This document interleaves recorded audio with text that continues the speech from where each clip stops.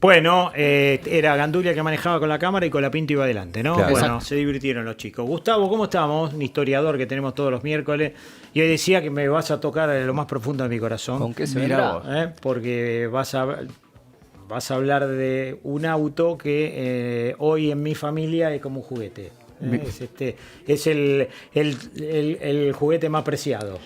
Bueno, ¿qué tal? Buen día, ¿cómo están? ¿Todo bien? Buen día, Les había contado cuando arrancamos esta temporada que teníamos unos cuantos aniversarios redondos muy interesantes para desarrollar.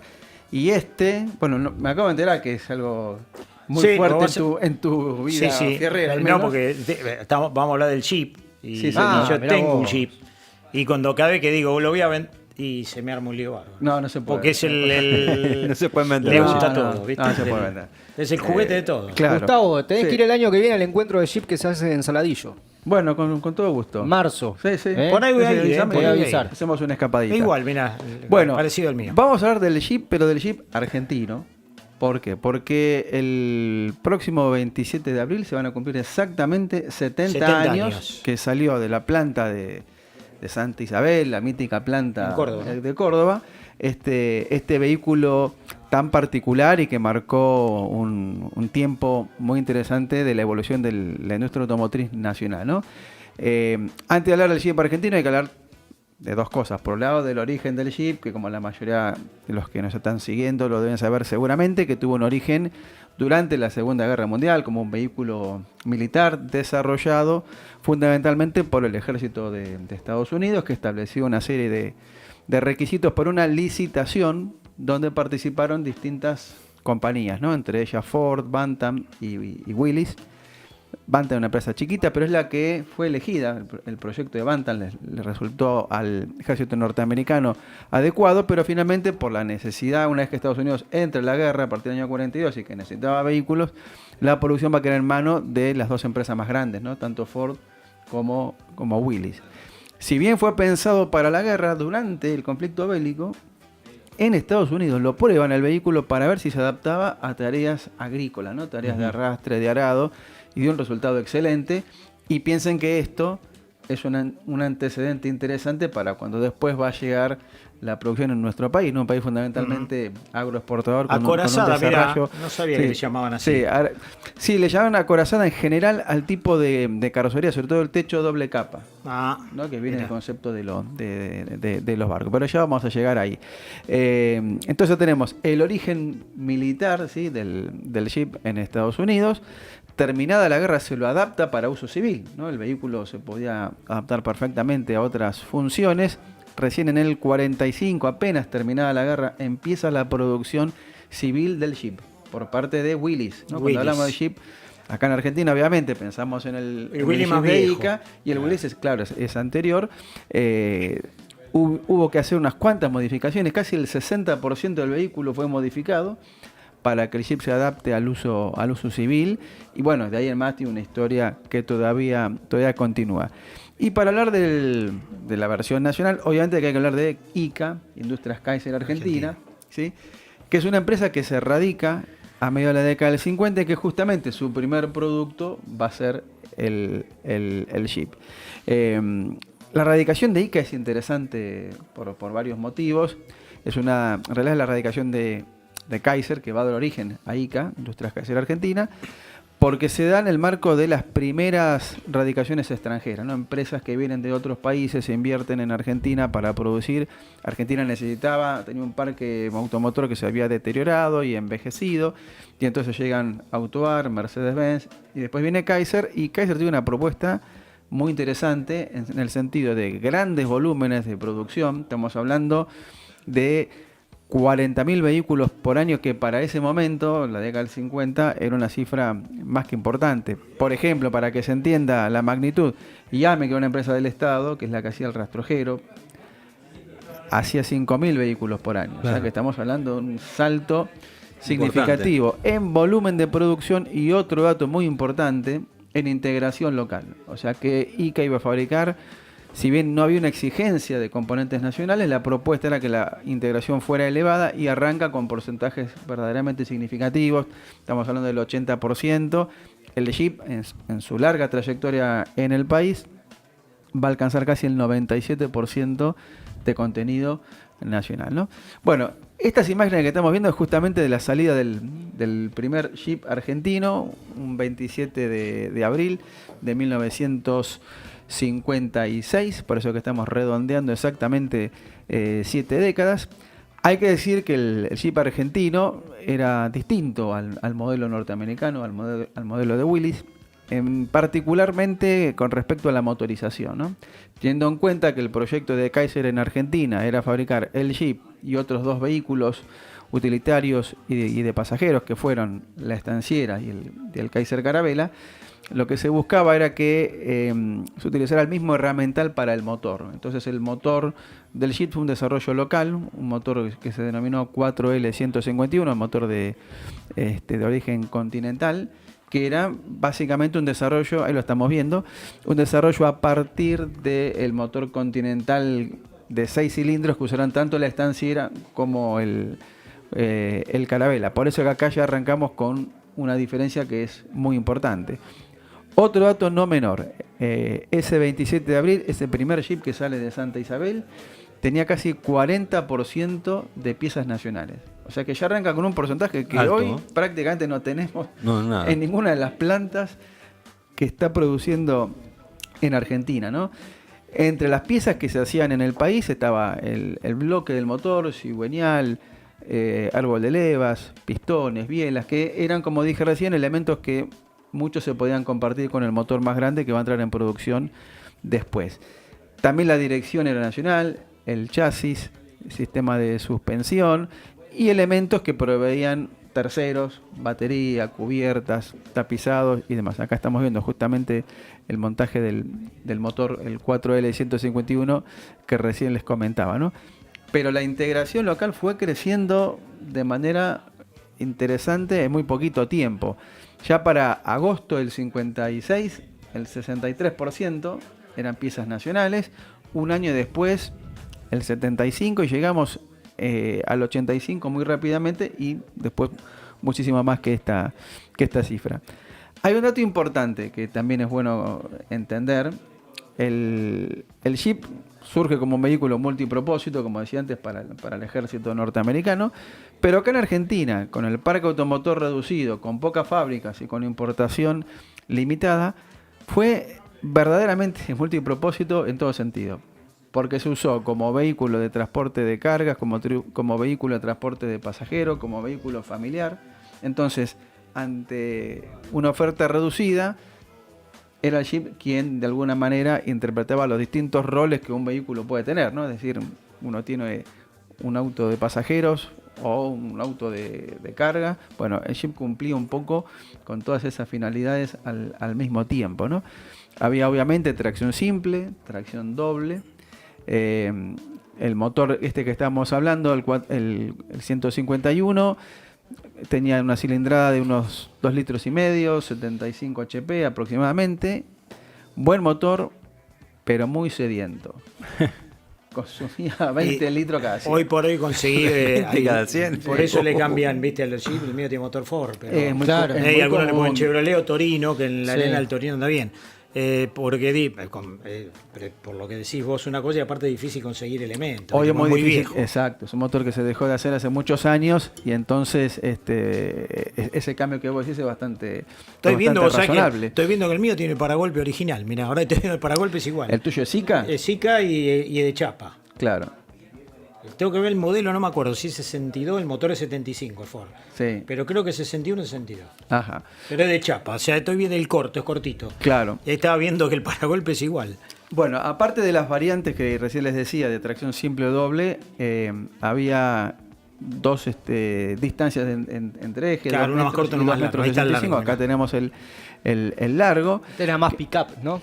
Claro, que era más utilitario, tenían aproximadamente 500 kilos de capacidad de carga. El otro tenía un entreeje de 2 metros, había 65 centímetros de diferencia, con lo cual, obviamente, ahí se notaba muchísimo esa posibilidad. Acá estamos viendo la línea de montaje. Esto ya es después del 57, cuando se incorpora también como modelo de ICA la estanciera. Ahí está la ¿sí? estanciera. Con la estanciera debuta justamente el motor más grande, el 6 cilindros, con el que compartía muchos de los componentes que, como recién decíamos, ¿no? Si podemos volver a la imagen de la que decía acorazada, porque esto es algo importante que acá estamos viendo. En muy poquito tiempo, ICA desarrolla una gama bastante amplia de versiones, ¿no? Dijimos el corto, el más largo y la pickup. Este es un desarrollo exclusivo para Argentina que hace ICA, porque no había muchas pickups en ese momento de producción nacional. Ya se hacía la estanciera, pero la estanciera es un vehículo cerrado, es más un vehículo... El vaquiano era camioneta. Que viene después, Claro. que viene un poquito después. Te digo algo, Sí. no está Maxi para que se ría. Ladri, por ejemplo, no entraría en la cabina, porque el volante le pegaría en la panza.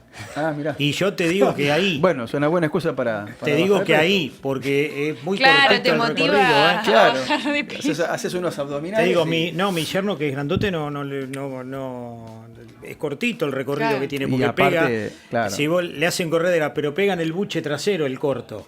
En el largo es más cómodo, Sí. pero te pega, y este que tiene cabina, menos. Sí, el volante Era incómodo. eran de diámetro Claro. generoso, ¿no? Pero este desarrollo es interesante porque teníamos el Jeep, pensemos que no tenía puerta, Nada. no tenía capota, Claro. o sea que era un uso absolutamente rústico, al menos los primeros. Después sí fueron incorporando estos elementos, pero acá tenés un vehículo cerrado, ¿sí? Con puertas, totalmente en chapa, acorazado por lo que Buena explicábamos ventilación, recién. mirá, con el vidrio. Que Tenía ventanilla de subir y bajar. Entonces acá hay un salto importante cualitativo que permite entonces un uso más seguro y más confortable del vehículo. También hubo una versión más deportiva que tenía una capota que se podía... y el parabrisas se volcaba para el adelante. paraíso volcaba. La capota que se podía rebatir, tenía asientos también en la parte posterior, algunos detalles como tazas cromadas, neumáticos con bandalín blanco, que se llamaba el petitero.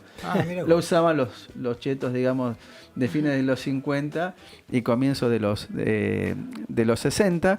Es decir que ICA en muy poquito tiempo va a ofrecer una gran variante de alternativas que mientras no haya rivales, porque las grandes empresas llegan después, a partir del 60, del 59, a producir masivamente, el Jeep cubría varias necesidades, como comentaba hace un rato. Y además de eso, y en particular con el chasis más largo, una gran cantidad de empresas carroceras, de manera autónoma, fuera de ICA, hacían variantes de todo tipo, es decir, furgones mixtos, rurales, doble cabina, que hoy están tan de moda, hacían doble cabina con el chasis más largo, con caja que podían tener barandas de madera o metálicas.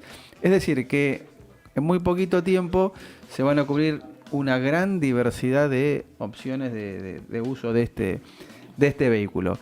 El Jeep, como recién les decía, también tiene otro hito importante dentro de la historia automotriz nacional, que es el primer vehículo exportado de producción nacional. En 1963 se envían 12 Jeep a Paraguay y se inicia una exportación no muy masiva, pero una exportación al fin, a países limítrofes o países de la región. Esta imagen está tomada en el Museo de la Industria de Córdoba, que es un lugar que recomiendo visitar. En teoría, algunos refutan este dato, pero en teoría es el Jeep número 1 que salió de Santa Isabel. Hay otras versiones que dicen que es el número 3. Pero Así bueno, como decente siempre, lo es primero. Argentina, ¿no? Siempre estamos con estas discusiones, pero de cualquier manera es uno de los primeros y como pueden ver... Pero ahí dice Tenemos el 00, Jeep del número Bueno, 1. 001, la ¿viste? patente dice 001, A ver el exactamente. Jeep del número 1, acá está, mirá. Ahí está, Bueno. el mío. Bueno, pero le hiciste algunas... ¿Es el tuyo, Muñe? Ese Te mío. tomaste algunas Hermoso, licencias, ¿no? hermoso que Es está. más petitero que otra cosa ese. Ese Sí, sí, muy este claro. es para pasear Claro, por eso digo. Sí, mirá la butaquita de atrás. Sí, sí, tiene hermoso. Coleta, está lo veo, modernizado, muñeco. pero ve el paragolpe, Ahí el de se- atrás, el de adelante es original. Y ahí me estoy Hay- dando hay- cuenta hay por qué el intervenciones paragolpe, varias. claro, porque el paragolpe trasero es más corto de un lado que del otro. Y ahí me estoy dando cuenta por qué, por la rueda, para que se vea la rueda de auxilio, claro. la que va al costado. Che, posta que te quiero ver el año que viene. Acá estoy hablando con Gaspar Sosa, el Y lo que creador pasa es que del encuentro del Jeep. está afuera, ¿viste? Y Para bueno, traerlo pero es un- de la costa a Saladillo. Hay que llevarlo. Es un tema. ¿Y es lo todo usás? un tema. Sí, claro, ¿Ah, sí, sí? sí. Está hermoso. Bueno, el Jeep argentino se va a fabricar hasta 1978, ¿no? Ya había cumplido un ciclo bastante interesante. En marzo de ese año, finalmente, ya en ese momento, la empresa ICA había sido adquirida por Renault. ¿Sí? Hubo una transición ICA-Renault, pero después es absolutamente Renault. Y ya en ese momento, en propiedad de la marca francesa, ellos deciden discontinuar. Ya prácticamente no tenía demanda para uso civil. Lo usaban más que nada las Fuerzas Armadas, Ejército, Gendarmería y demás. Y entonces ahí Renault Argentina decide darle salida después de haberse fabricado aproximadamente un poquito más de 85.000 unidades de todas estas variantes que estábamos viendo. Es decir que es uno de los pioneros si hablamos de producción seriada, ¿no? Es decir, autos en Argentina se hicieron desde el comienzo del siglo XX, pero con IAME y después con ICA arranca producciones en volúmenes importantes que ya las podemos considerar verdadera serie industrial. Así que bueno, le queríamos hacer este homenaje al cumplirse exactamente 70 años del comienzo de la producción en esta fábrica que se construyó en muy poquito tiempo, en 12, 13 meses se construyó la planta desde la nada y que tuvo como punto de partida precisamente este utilitario. Con motor Tornado vino la estanciera, que era la Después. brasilera, ¿no? Pero el Jeep no, siempre la estanciera. La primera estanciera trajo el Continental, claro. el Continental, Seis pero cilindros. después del año 65, cuando se empezó a fabricar el Tornado, una variante del Tornado, Le metieron. motor más chico, lo va a terminar usando la estanciera. El Tornado se usó para todo, para los Ramblers. Para todo, sí. Después para el Torino, pero cada uno de ellos tenía una variante, Una no variante. era No exactamente... era el mismo motor. Se partía de la misma base, pero con variantes. Así que bueno, agradezco como siempre a Motor Libros, ¿sí? Que nos acompaña cada miércoles en esta columna. Los invito a consultar el catálogo online motorlibros.com. Y hablando de invitación, mañana arranca la Feria del Libro. Sí. Muy bueno. Así Muy que este sábado voy a estar junto con el gran Pedro Campo. Nos va a venir a visitar al... Va a ir Maxi García. los va a acompañar. Muy Sí, bien. Maxi va a estar haciendo Un el abrazo programa. grande a Pedro. El sábado estamos con Pedro Campo en el stand de Motor Libros, 314, stand 314 del Pabellón Azul. Bueno, va a estar firmando libros, conversando con lectores y con visitantes en general, así que los que son fierreros y estén o tengan pensado ir a la Feria del Libro, pueden pasar por el stand a partir de las 5 de la tarde, y los que no lo tenían pensado, bueno, tienen un buen Claro. motivo para ir. Es más, van Así ahí que- y después de eso se ¿Hay quedan algún- haciendo acampe para lo de Colapinto. ¿Hay algún al desierto. descuento ahí? Exacto. Ponele, va alguien y dice, yo te escucho siempre en Carburando Radio. Ahí le Lo que regalamos pasa algo. es que yo no estoy en la organización, pero, Ah, sí no, lo que pero les vos. puedo decir es, este sábado, después de esta Sí. visita de campo, a partir de las 8, la entrada a la Feria del Libro es gratis. Ah, bien. Porque bien. creo que hay algún festejo vinculado con la ciudad de Buenos Aires. Está buenísimo. Así que bueno, los que por ahí no tengan planes o estén con billetera escasa, Claro. Como todo el mundo. después de las 8 se dan una vueltita ahí y después pueden pasear un poquito por la zona de Palermo. Bueno, bien, Gustavo, gracias, Gracias a por ustedes. la historia, como Nos siempre. veremos Hasta el miércoles que viene. Nos vemos Y el a los que quieran ir, estarán con Gustavo y lo van a conocer personalmente en la Feria del Libro. Muy bien.